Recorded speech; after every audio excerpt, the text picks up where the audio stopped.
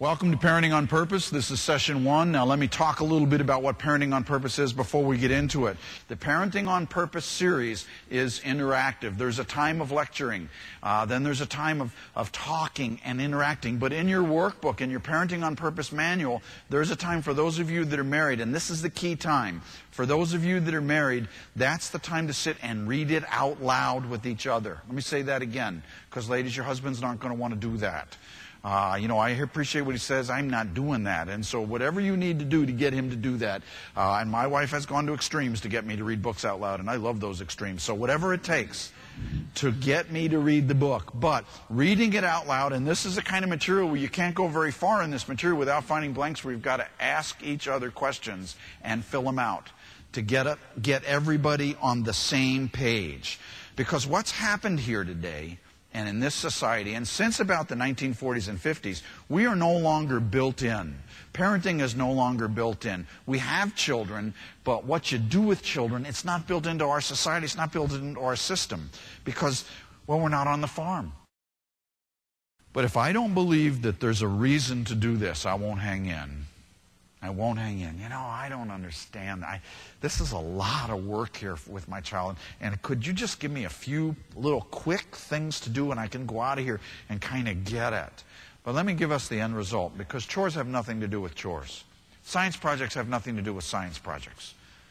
There's a bigger purpose. Saying no has nothing to do with saying no. Consequences for behavior, nothing to do with that immediate behavior. It's all to train that child so when that child grows up to be an adult, that child can say no to some woman at work that's flirting with him. Or when he's away on a business trip and the guy he's in the room with wants to watch whatever at the hotel, and he says, "Nah, I don't think so." It's a bigger issue here. It's raising a disciplined generation that can go out there and do it. When my daughter was 3 years old, a friend was in charge of a warehouse that had 9 exactly the same brand new swing sets. And the swing sets, it was inventory time, and the swing sets had been returned, had all the parts, and they'd been returned. And this friend named Carol Manning calls me and said, we need these swing sets out of here, Bob. Do you want a swing set for Tori? And I said, yeah. He said, can you take 9?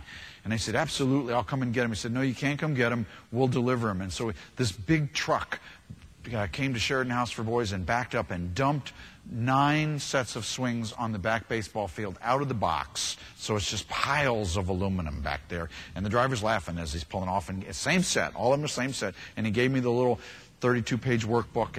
And as I'm looking at this 32-page workbook, it has all the parts. So I got other guys who all have kids my age that I know from my church, and we all set them out and spent a whole Saturday. Okay, the parts says 2 pieces for this, 2 pieces for this, and we got them all set out. All the parts were there. And I said, you guys can use the Sheridan House truck. Take these swing sets back to your house. We're there. And have at it. You're welcome. And one of them says, well, you're going to photocopy those directions. And I'm not a big direction reader. It hadn't occurred to me to do the directions. And so I said, absolutely, let's go in. We'll photocopy the directions. And we get in. And one of the guys, a pastor in my neck of the woods, said, you know what, let's do this. Next Saturday, let's all start at 8 o'clock and see who can do it first. Get it together first. This works for me because these guys aren't real smart, and I'm going to blow the door out. I can hardly wait to do this. So we get to Friday night, and I'm kind of reading through, and it says a normal person, 4 to 5 hours. There's the tools you need. I can do this, and that's it. I put the manual down, and I went out there at 8 a.m., and I'm putting things together, and I found big A. You make the big A for the end and the other big A, and there's these cone-looking things that obviously go with something else. They don't go here, and I'm working on it. And about 11:30, the first guy's done, and he calls Rosemary, and Rosemary comes. He calls Rosemary, picks up the phone. She comes out and says, how's he doing? I'm done. How's he doing? And Rosemary said, well, I don't see anything sticking up out of the ground yet.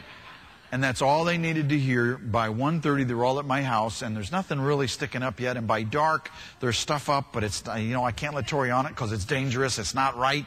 Nothing's working right.